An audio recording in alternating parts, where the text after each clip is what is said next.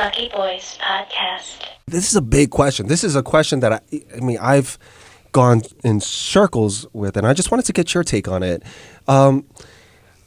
Paying off your mortgage, do you pay it off, or do you use that money that you would pay it off? Let's say you had $100,000 left on your mortgage, and you happen to have $100,000 cash as well that you can pay it off. Mm-hmm. Do you use that $100,000 to invest and properly get a higher rate of return than on the interest rate of your mortgage? Or do you just pay it off? Yeah, and then owe nothing to nobody.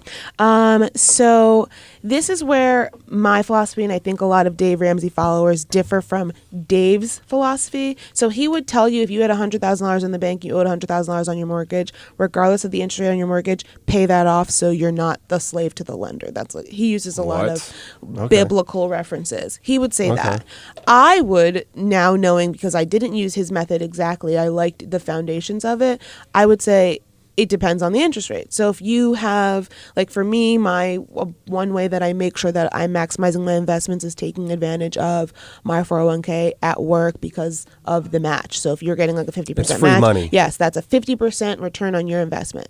If the stock market has a 6 to 8% rate of return and your mortgage interest rate is like 3.5%, I would take that money, invest in the stock market or whatever the asset is, and then maybe you want to add like an extra $1,000 a month to your mortgage, and like you will exponentially pay it off. Like that will build up on it. I would do that. No, okay, so I actually agree. Most people have a different take than we do on that. And yes, it totally depends on your interest rate. I feel like if I could get a higher return than what my current interest rate is for my dollars, I can make my dollars work harder for me. 100%. And squeeze more lemon out, get more juice out of that lemon. However, I do know some people that if you're not, I think it depends on personality, right? Yeah. Because a lot of people, I think that plays into it too, because people just want to keep things simple sometimes. They don't know all this.